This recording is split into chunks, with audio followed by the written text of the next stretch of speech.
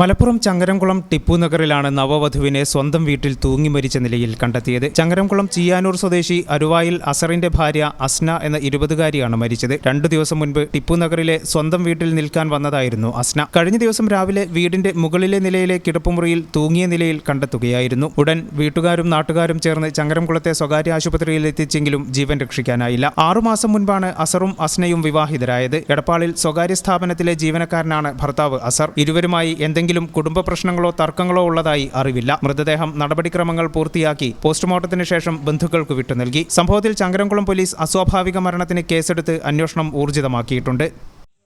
ഈ channel news Changaramkulam. 15 വർഷങ്ങളായി ഈ തിളക്കം നമ്മെ ഭ്രമിപ്പിക്കുന്നു.